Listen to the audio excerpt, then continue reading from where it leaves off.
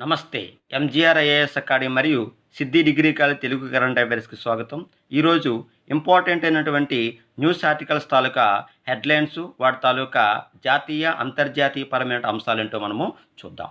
అంతర్జాతీయ న్యూస్‌లో భాగంగా చెప్పుకునే మొట్టమొదటి న్యూస్ ఏమిటంటే షాంఘై కోఆపరేటివ్ ఆర్గనైజేషన్ అంటాం. షాంఘై కోఆపరేషన్ ఆర్గనైజేషన్ ఇది ఎస్‌సీఓ అంటామండి. మన రక్షణ మంత్రి అయినటువంటి రాజ్‌నాథ్ సింగ్ గారు మనకి రష్యా పర్యటనలు వెళ్ళబోతున్నారు. ఇంతకీ రక్షణ శాఖ మంత్రి అయినటువంటి డిఫెన్స్ మినిస్టర్ అయినటువంటి రాజ్‌నాథ్ సింగ్ గారు రష్యా పర్యటనలో సంబంధించిన అంశాల్లో ముఖ్య అంశాలు ఏంటి, వాటి తాలూకా వివరాలేంటో మనము చూద్దాం. మరియు ఎస్‌సీఓ తాలూకా వివరాలేంటి అనేది మనకి ఇక్కడ మనం చెప్పుకున్న ఆర్టికల్స్‌లో ఇంపార్టెంట్. ఫస్ట్ న్యూస్ ఆర్టికల్ ఏంటంటే 2 రోజుల్లో రక్షణ శాఖ మంత్రి అయినటువంటి రాజ్‌నాథ్ సింగ్ గారు రష్యా పర్యటన. ఈ రష్యా పర్యటన వెనకాతలు ఉన్నటువంటి అంశాలేంటి, ఎందుకు వెళ్తున్నారు, వాటి తాలూకు విధానాలేంటో మనము చూద్దాం. First of all Rajnath Singh గారు రష్యా పర్యటనలో భాగంగా జరిగే ముఖ్యమైన అంశాలు ఏంటంటే ఆయన ఎస్‌సీఓ ఆర్గనైజేషన్ అంటే షాంఘై కోఆపరేషన్ ఆర్గనైజేషన్ సదస్సుకి హాజరు కాబోతున్నారు. భారత్ తరపు నుంచి రక్షణ శాఖ మంత్రిగా రష్యాలో షాంఘై కోఆపరేషన్ ఆర్గనైజేషన్‌కి హాజరు కాబోతున్నటువంటి రక్షణ శాఖ మంత్రిగా చెప్పుకుంటాం. ఆయన పేరే రాజ్‌నాథ్ సింగ్ గారు. అయితే వీటి తాలూకు అంశాలు, వాటి తాలూకు అంశాలు ఏంటో మనము చూద్దాం. అయితే ఇక్కడ మనకి రేపు రష్యాలో జరగబోయే షాంఘై కోఆపరేషన్ ఆర్గనైజేషన్లో వేటి గురించి డిస్కస్ చేయబోతున్నారు, వాటి తాలూకు అంశాలేంటి. అన్లాఫుల్ ప్రొటెక్షన్ యాక్ట్ అంటాం, ప్రివెంటేషన్ యాక్ట్ అంటాం.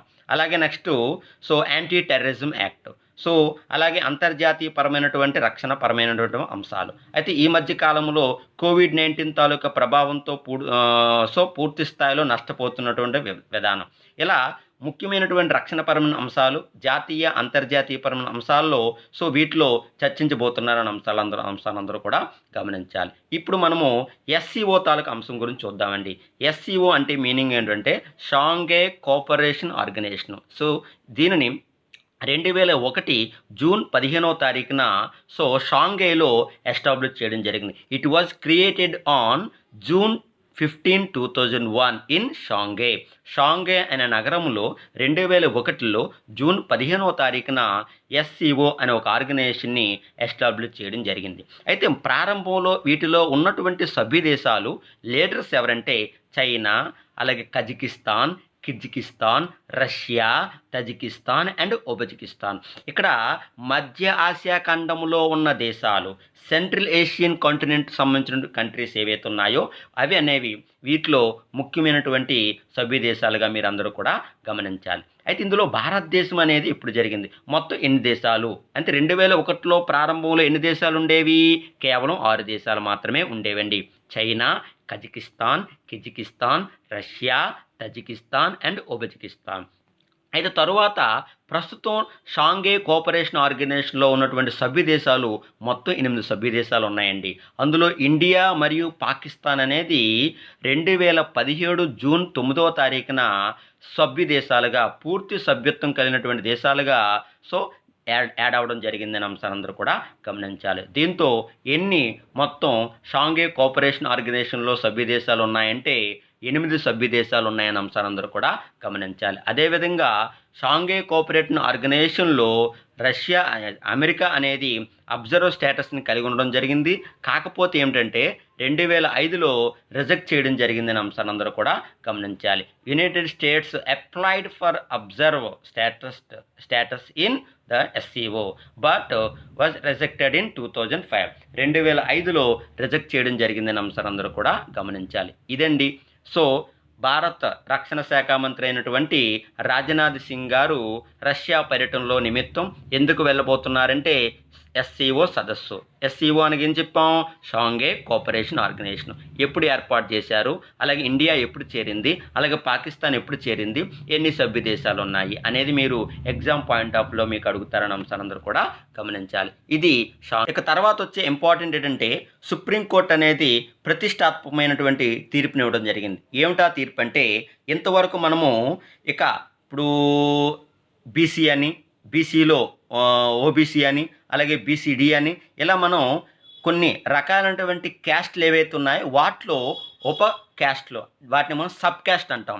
అయితే ఈ సబ్ క్యాస్ట్లు అన్నీ ఉండడం చూసాం. కానీ ఇక్కడ మనకు మొట్టమొదటిసారిగా సుప్రీంకోర్టు అనేది ఏమిటి సుమారు 5 జడ్జిలతో కూడుకున్నటువంటి బెంచ్‌ని ధర్మాసనం అనేది ఒక ప్రతిష్టాత్మకమైన తీర్పుని ఇవ్వడం జరిగింది. ఏమిటంటే ఇక నుంచి ఎస్సీ, ఎస్టీలో కూడా సబ్ కాస్ట్‌లుగా డివిజన్ చేసే అధికారాన్ని విభజించే విధానాన్ని రాష్ట్ర ప్రభుత్వాలకి ఇచ్చే విధంగా ఈ సుప్రీంకోర్టు అనేది తీర్పుని వెల్లడించడం జరిగింది. అంటే ఎందుకంటే ఈరోజు భారతదేశ చరిత్రలో సబ్ కాస్ట్ అనే ఒక విధానం అనేది మనం ఇంతవరకు బీసీలో, ఓబీసీలో చూసాం తప్ప ఎస్సీ, ఎస్టీలో కూడా ఇంతవరకు సబ్ కాస్ట్ అనేది అందులో మనం చూడలేదు. ఎందుకంటే ఇంతవరకు మనం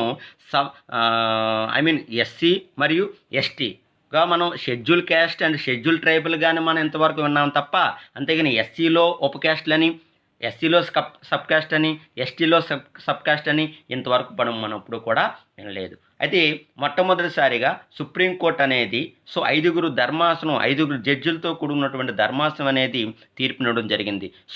ఎస్సీ, ఎస్టీలు కూడా సబ్ కాస్ట్‌ని విభజన చేసే విధానాన్ని రాష్ట్ర ప్రభుత్వాలకి అయితే ఎస్సీ, ఎస్టీ సంబంధించిన రిజర్వేషన్‌ను ఏ విధమైనటువంటి అంశాలతో రాష్ట్ర ప్రభుత్వాలకి అధికారం ఉంటుందో, అదేవిధంగా ఎస్సీ, ఎస్టీల వాళ్ళకి సబ్ కాస్ట్ సంబంధించిన అంశాల్లో కూడా రాష్ట్ర ప్రభుత్వాలకి అధికారం ఉన్నట్లుగా రాష్ట్ర ప్రభుత్వాలు చేసుకున్నట్టుగా సుప్రీంకోర్టు అనేది 5 ధర్మాసనాలతో కూడుకున్నటువంటి సుప్రీంకోర్టు అనేది తీర్పునివ్వడం జరిగిందని అంశాన్ని అందరూ కూడా గమనించాలి. అయితే మీరు ఒక విషయాన్ని మీరు గమనించాలండి. ఏమిటంటే ఇక్కడ 2005 ఈవి చెన్నయ్య అంటాం. ఈవి చెన్నయ్య అంటే E V Chennaiah versus state of Andhra Pradesh case ఏం చెప్పిందంటే ఇక్కడ ఎస్సీ, ఎస్టీ సంబంధించిన వాటిలో సబ్ కాస్ట్ అనేది ఉండదు, సబ్ కాస్ట్ తాలూకు విధానం అనేది ఉండదు, ఒకటే విధానము, అది ఎస్సీ, ఎస్టీ అని 2005లో ఈవి చెన్నయ్య వర్సెస్ స్టేట్ ఆఫ్ ఆంధ్రప్రదేశ్లో సుప్రీంకోర్టు అదే తీర్పు ఇవ్వడం జరిగింది.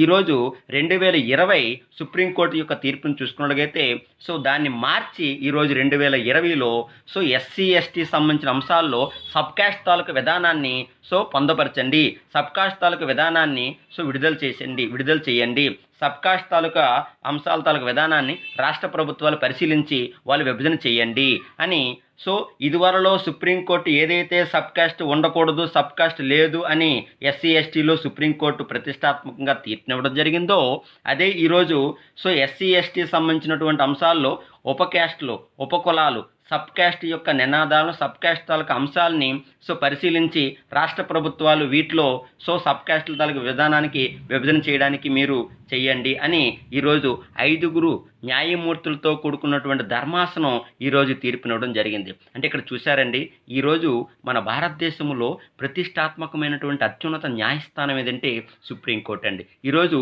ఆ కోర్టు చెప్పినటువంటి అంశాలే ఈరోజు దాన్ని తిరగరాసి మరలా మార్చి చేయడం జరిగింది. ఇక్కడ నాగరికతతో పాటు మారుతున్నటువంటి కాలాలతో పాటు ప్రజల తాలూకు జీవన మనుగడ విధానంతో పాటు వీటిని కూడా అంశాన్ని సుప్రీంకోర్టు అనుసరించి ఈరోజు తీర్పునివ్వడం జరిగిందని అంశాన్ని అందరూ కూడా గమనించాలి. అయితే ఇంకో విషయాన్ని మనం అందరూ కూడా గమనించాలండి.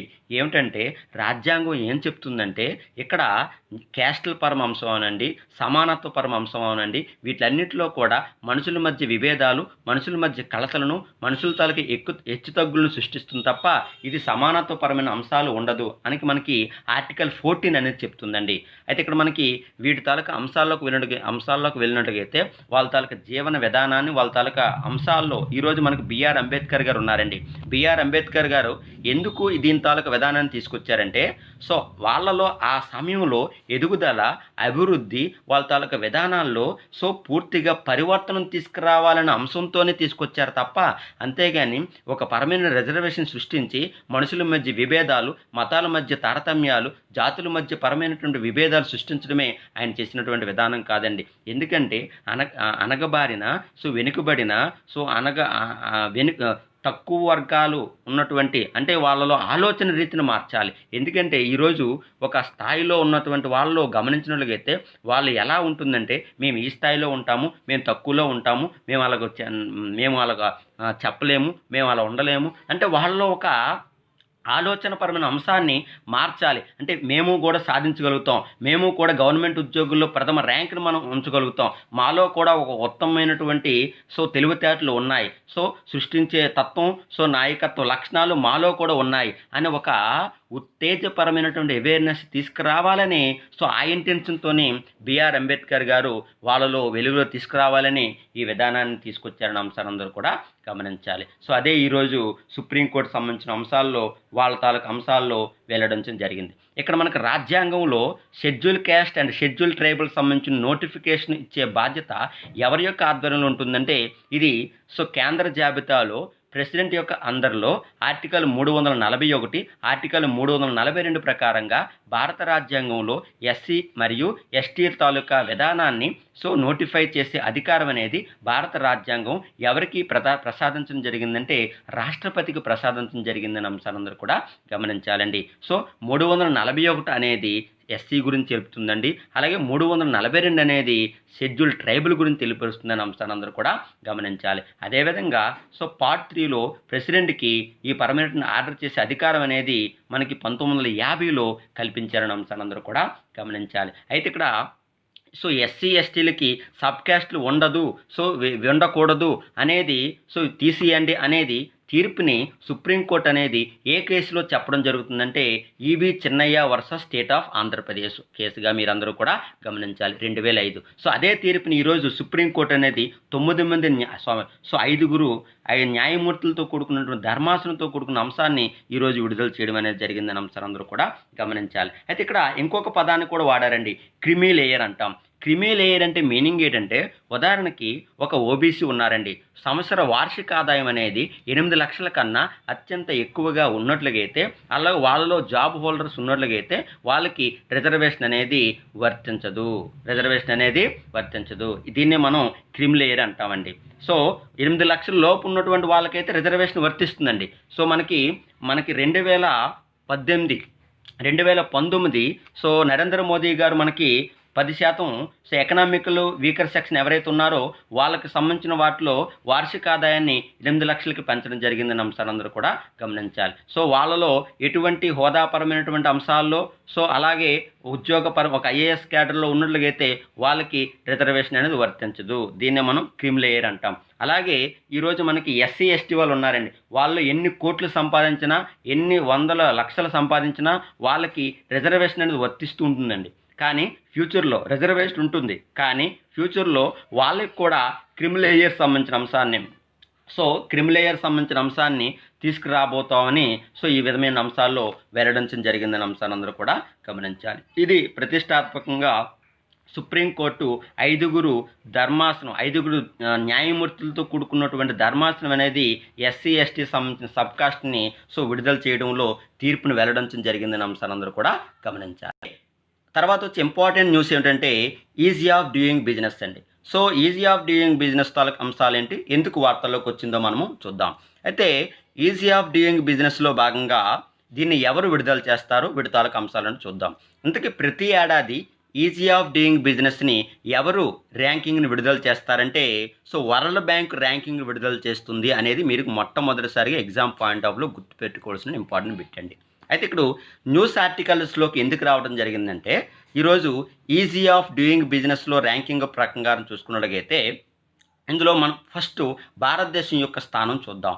అయితే ఈజీ ఆఫ్ డూయింగ్ బిజినెస్లో భారతదేశం అనేది 63వ స్థానంలో ఉందనే అంశాన్ని అందరూ కూడా గమనించాలి. ఇది 190 దేశాలలో భారతదేశం యొక్క స్థానం ఎంతంటే 63వ స్థానంగా మీరందరూ కూడా గమనించాలి. అది 2014లో 77వ స్థానాన్ని కలిగి ఉందని అంశాన్ని అందరూ కూడా గమనించాలి. అంటే మనకు 14 స్థానాలు ఇంప్రూవ్మెంట్ అయ్యింది. అయితే ఇక్కడ మనకు భారత్ యొక్క లక్ష్యం ఏమిటంటే రానున్న కాలంలో ఈజీ ఆఫ్ డూయింగ్ బిజినెస్లో భారత్ యొక్క స్థానం ఎంత ఉండాలనే లక్ష్యాన్ని నిర్దేశించుకోవడం జరిగిందంటే 50 స్థానం అనేది 5th ప్లేస్ 50th అంటే 50వ స్థానం వరకు వచ్చే విధమైన అంశాల్లో భారత్ అనేది తనకు ఎనలేనటువంటి పాత్ర పోషిస్తుంది, తన యొక్క లక్ష్యాలను నిర్దేశించుకున్న అంశాన్ని అందరూ కూడా గమనించాలి. అయితే ఈరోజు మనకి ఎందుకు ఇది న్యూస్ ఆర్టికల్స్లోకి రావడం జరిగిందంటే ఈరోజు మనకి ఈజీ ఆఫ్ డూయింగ్ బిజినెస్ ఉంది చూసారా, ఇందులో ఏ పారామీటర్స్ తీసుకొని ఈ యొక్క ఈజీ ఆఫ్ డూయింగ్ బిజినెస్లో ర్యాంకింగ్ తీస్తారు అనే అంశాన్ని ఇక్కడ చూసారా. ఇక్కడ మనకి ఇక్కడ మనకి ఇంపార్టెంట్ ఇచ్చారు. స్టార్టింగ్ బిజినెస్ అని, అలాగే ఎంప్లాయింగ్ వర్కర్స్ అని, డీలింగ్ విత్ కన్స్ట్రక్షన్ పెర్మిట్స్ అని, అలాగే గెట్టింగ్ ఎలక్ట్రిసిటీ అని, రిజిస్టరింగ్ ప్రాపర్టీ అని, getting credit, protecting minority investors, paying taxes, trading across borders. అంటే ఇవన్నీ కూడా ఒక దేశాన్ని ఈజీ ఆఫ్ డూయింగ్ బిజినెస్లో ర్యాంకింగ్లో భాగంగా తీసుకునే ముందు వీటిని పారామీటర్స్గా తీసుకొని ర్యాంకింగ్ ఇస్తారని అంశాలు అందరూ కూడా గమనించాలి. అయితే ఎందుకు ఈరోజు ఈ ఈజీ ఆఫ్ డూయింగ్ బిజినెస్ అనేది ఈజీ ఆఫ్ డూయింగ్ బిజినెస్ తాలూకా విధానంలో వరల్డ్ బ్యాంక్ న్యూస్ ఏమిటి విడుదల చేసిందంటే, అయితే రానున్న కాలంలో ఈ కొన్ని సంవత్సరాలు కొన్ని రోజులు ఈజీ ఆఫ్ డూయింగ్ బిజినెస్ సంబంధించిన ర్యాంకింగ్ని మేము ఆపబోతున్నాము. దీనికి గల కారణం ఏమిటంటే 2018 నుంచి ఎంతవరకు కూడా కొన్ని డేటా సంబంధించిన అంశాల్లో ఇక్కడ పొరపాట్లు అనేది రావటం జరిగింది. వాటిని నాణ్యతపరమైనటువంటి అలాగే వాటిలో సంబంధించినటువంటి ఒడిదొడుకులు ఏవైతే ఉన్నాయో వాటిని ఎంక్వైరీ చేసి దానికి కమిటీ పెట్టి ఎక్కడ తప్పు జరిగింది, వాటి తాలూకా విధానాల్లో పొరపాటు జరిగిందా, అంశాల్లో విధానంలో జరిగిందా అని ఒక ఎంక్వైరీ కమిటీ వేసి ఇక్కడ సెర్చ్ అనేది చేయబోతున్నారు. అయితే దాని దృష్ట్యా ఒక 2 సంవత్సరాల పాటు, ఒక 1 year పాటు ఈజీ ఆఫ్ డూయింగ్ బిజినెస్ సంబంధించిన అంశాలని వాయిదా వేస్తున్నట్లుగా వరల్డ్ బ్యాంక్ అనేది ఒక ప్రకటనలో జారీ చేసిందని అంశాన్ని అందరూ కూడా గమనించాలి. ఇది ఈజీ ఆఫ్ డూయింగ్ బిజినెస్లో భాగంగా వార్తల్లోకి వచ్చినటువంటి అంశాలందరూ కూడా గమనించాలి. దీన్ని ఎవరు విడుదల చేస్తారంటే వరల్డ్ బ్యాంక్. ఇక నెక్స్ట్ తర్వాత వచ్చే ఆర్టికల్స్ తాలూకా తర్వాత వచ్చే ఇంపార్టెంట్ ఏంటంటే సమాచార హక్కు. ఇప్పుడు ఇన్ఫర్మేషన్ యాక్ట్ అంటాం. సమాచార హక్కు తాలూకా అంశాల్లోకి వెళ్ళినట్టుగైతే ఎందుకు ఇది న్యూస్ ఆర్టికల్స్ రావడం జరిగింది?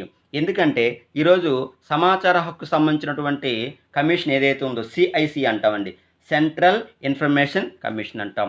దీనికి సంబంధించినటువంటి పదవిలో ఒక సభ్యుల తాలూకా అంశాలు, అధికారుల తాలూకా విధానాలు, నియామకం అనేది ఎప్పటికి కూడా కొత్తగా నియామకం సంబంధించినటువంటి అంశాల్లో సెంట్రల్ గవర్నమెంట్ అనేది ఏ విధమైనటువంటి నిర్ణయం తీసుకోలేదు.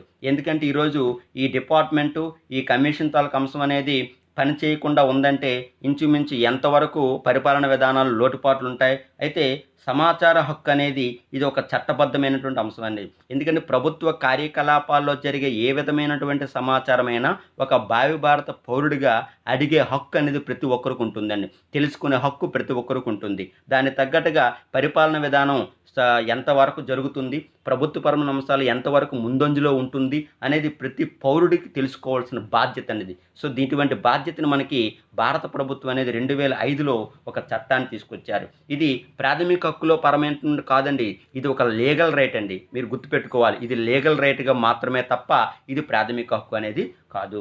అయితే ఈరోజు ఈ CIC యొక్క పదవి తాలూకా అంశాల్లో ఖాళీగా ఉండడంతో ఇంచుమించు 35,000 ఎపిల్స్ అనేవి ఇక్కడ ఇప్పుడు దానికి సంబంధించినటువంటి సమాచారం అనేది ఇక్కడ ఎపిల్స్ అనేది చూడడానికి ఎవరు కూడా ఈ యొక్క హోదాపరమైనటువంటి CIC కమిషన్లో సభ్యులు లేకపోవటం వల్ల ఈరోజు మనకి సమాచారపరమైన అంశాల్లో లోటుపాట్లు ఉందని అంశాలు అందరూ కూడా గమనించాలి. అయితే దీనికి సంబంధించినటువంటి విడుదల అంశాల్లో ఏంటి ఈ న్యూస్ ఆర్టికల్ ఏంటంటే CIC తాలూకా కమిషన్లో సభ్యుల తాలూకా అంశాలు, పదవి తాలూకా విధానం అనేది ఇంతవరకు ఖాళీగా ఉండడం జరిగింది.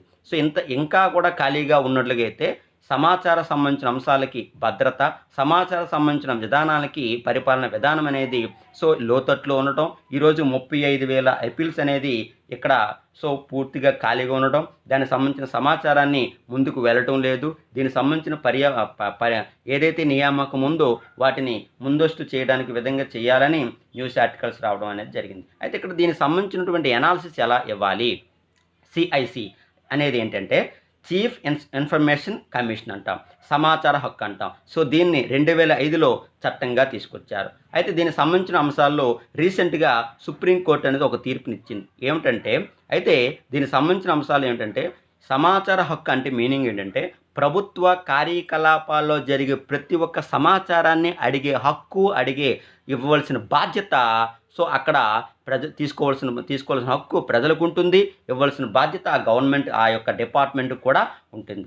ఇది అయితే రీసెంట్గా సుప్రీంకోర్టు ఏం చెప్పిందంటే ఈ సమాచార హక్కు పరిధిలోకి న్యాయమూర్తుల తాలూకు అంశము, ప్రధాన న్యాయమూర్తుల తాలూకు వివరణ కూడా వస్తుంది అని ఒక ప్రతిష్టాత్మకమైన తీర్పును కూడా ఇవ్వడం జరిగిందని అంశాలందరూ కూడా గమనించాలి. సో ఇది రైట్ టు ఇన్ఫర్మేషన్ సంబంధించిన అంశాలు. అయితే ఇంకోటి కూడా దీనికి అమెండ్మెంట్ తీసుకొచ్చారండి. ఏమిటంటే ఈరోజు సమాచారపరమైనటువంటి హక్కుకి, సమాచార చట్టం సంబంధించిన అంశాలకి ఎవరైతే అధికారం ఉంటారో వాళ్ళు ఈ ఈ ఫర్ ఎగ్జాంపుల్ ఎలక్షన్ కమిషనర్ ఉన్నారండి. ఈ ఎలక్షన్ కమిషన్ సంబంధించిన అలవెన్సు, ఎలక్షన్ కమిషన్ సంబంధించిన జీతాలు, ఎలక్షన్ కమిషన్ సంబంధించినటువంటి అధికారాలు సో ఈక్వల్గా ఉన్నట్లుగా మనకి వెల్లడించడం జరిగింది. కానీ ఇక్కడ నూతనమైనటువంటి సవరణ ప్రకారంగా సో వాటి నుంచి ఎలక్షన్ కమిషన్ సంబంధించిన పరిధి నుంచి వీళ్ళకి ఈక్వల్ని తొలగించడం జరిగిందని అంశాన్ని అందరూ కూడా గమనించాలి. సో ఇది రైట్ టు ఇన్ఫర్మేషన్ సంబంధించిన యాక్ట్లో మనం చెప్పుకునే ఆర్టికల్ అండి. ఇక తర్వాత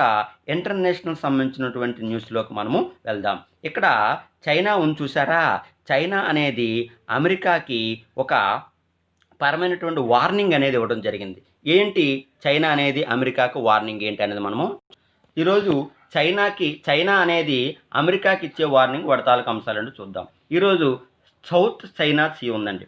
సౌత్ చైనా సీ, ఇక్కడ సౌత్ చైనా సీ తాలూకు అంశాల్లో సౌత్ చైనా సీ తాలూకా విధానంలో చైనా తాలూకా ఆధిపత్యం అనేది అత్యంత ఎక్కువగా ఉండడం జరిగిందండి. సో అదే సమయంలో అమెరికా ఏం చేసిందంటే ఆ ప్రదేశంలో కొన్ని రక్షణపరమైనటువంటి మిజైల్స్ని ఏవైతే ఉన్నాయో వాటిని సో పంపించడం జరిగింది, టెస్ట్ చేయడం జరిగింది. ఏమిటంటే DF-21D అంటాం, DF-26B అంటాం. అయితే ఇదే పరమైనటువంటి మిజైల్ సంబంధించినటువంటి పరీక్షల్లో చైనా ఏం చెప్పిందంటే మీరు ఎందుకు ఈ యొక్క ప్రాంతం మీద మిజైల్ తాలూకా టెస్ట్ చేస్తున్నారు, ఎందుకు ఈ యొక్క సముద్రపరమైన అంశాల్లో మీరు వచ్చే హక్కు మీకు ఎవరిచ్చారు, ఎందుకు మీరు ఈ విధమైనటువంటి అంశాల్లో రావటం జరుగుతుంది, ఎందుకు వస్తున్నారని చైనా అనేది అమెరికాని అడగగానే అమెరికా చెప్పే సమాధానం ఏంటంటే ఇది మీ దేశం సొంతగా నిర్మించుకున్నటువంటి సముద్రం కాదు, ఇది సముద్రం తాలూకు విధానంలో అంతర్జాతీయ రవాణా,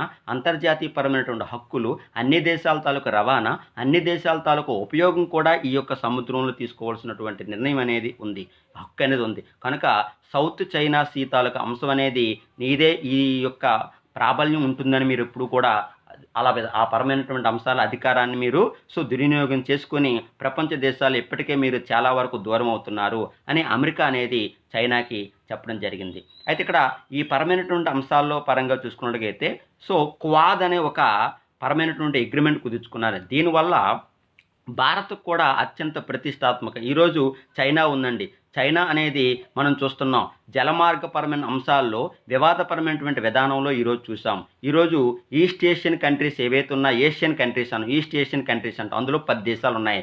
వాటి తాలూకా సో అధికారపరమైన అంశాన్ని చైనా అనేది ఆక్రమించుకోవడానికి రెడీ అవుతుందండి. కానీ అన్ని దేశాలు కూడా వాటిని చైనా యొక్క ఆగడాన్ని తగ్గించాలన్న దృఢమైన ఆలోచనతో ఏషియన్ కంట్రీస్ ఏవైతే ఉన్నాయో ఆ కంట్రీస్ అనేవి సో అమెరికా మరియు ఇండియా తాలూకా సపోర్ట్ని కోరి చైనా తాలూకా ఆధిపత్య విధానాన్ని తగ్గించే దృష్టిలో ఉన్నాయని అంశాలందరూ కూడా గమనించాలి. అదేవిధంగా చైనా అనేది సౌత్ చైనా సీ తాలూకా ఆధిపత్యమే కాకుండా పసిఫిక్ ఓషన్ అవనియండి, అలాగే ఇండియన్ ఓషన్ అవనియండి, సో ఇలా పరమైనటువంటి సముద్రాల్లో కూడా తన యొక్క ఆధిపత్యాన్ని విధానాన్ని సో ఈరోజు మనం చూస్తున్నాం. అయితే వాటిని సో కంట్రోల్ చేసే అంశాల్లో ఒక సరికొత్తమైనటువంటి అగ్రిమెంట్ కుదుర్చుకుందండి ఇండియా అనేది. దాన్ని మనం క్వాడ్ అంటాం. క్వాడ్ అంటే 4 దేశాలు కూడుకున్నటువంటి అగ్రిమెంట్. ఇందులో USA, జపాన్, ఆస్ట్రేలియా, ఇండియా ఈ 4 దేశాలతో కూడుకున్నటువంటి ఈ రక్షణపరమైన ఒప్పందాన్ని మనం ఏమంటామంటే అగ్రిమెంట్ని ఏమంటామంటే క్వాడ్ అంటామండి.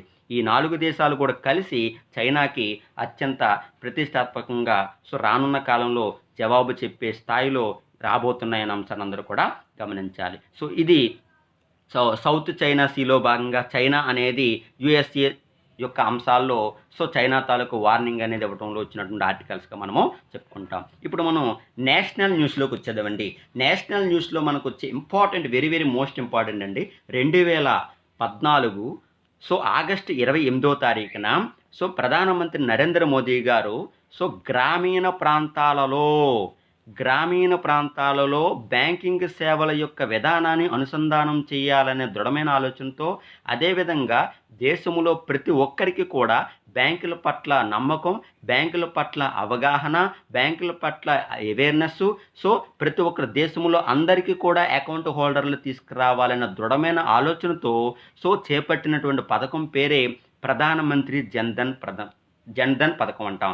ఈ ప్రధానమంత్రి జన్‌ధన్ పథకానికి 2014 ఆగస్టు 28, 2020 ఆగస్టు 28కి ఎగ్జాక్ట్‌గా 6 సంవత్సరాలు పూర్తి చేసుకోవడం జరిగింది. ఈ 6 సంవత్సరాలలో ఎంతమంది అకౌంట్ హోల్డర్లుగా అవ్వడం జరిగిందంటే 40,36,00,000 అకౌంట్ హోల్డర్ల దేశంలో ప్రతిష్టాత్మకంగా బ్యాంక్ అకౌంట్ హోల్డర్లుగా నమోదయ్యారన్న అంశాన్ని అందరూ కూడా గమనించాలి. అయితే ఈరోజు ప్రధానమంత్రి జన్‌ధన్ పథకం వల్ల కలిగే ప్రయోజనం ఏంటంటే, ఈరోజు మనకి ఎంజీ నరేగా, ప్రధానమంత్రి గ్రామీణ మహాత్మా గాంధీ గ్రామీణ రూరల్ ఎంప్లాయ్మెంట్ స్కీము, అలాగే ప్రభుత్వపరమైనటువంటి ఎటువంటి రుణాలైనా, ప్రభుత్వపరమైనటువంటి రుణాలు ఏవైతే రైతులకు అందించే సంక్షేమ పథకాల తరపున వచ్చినటువంటి రుణాలుంటాయో, సబ్సిడీ ఉంటాయో, వాటన్నిటిని కూడా ప్రధానమంత్రి జన్‌ధన్ యోజన స్కీమ్ కింద వాళ్ళ యొక్క అకౌంట్‌ని ప్రభుత్వం అనేది యాడ్ చేసుకొని,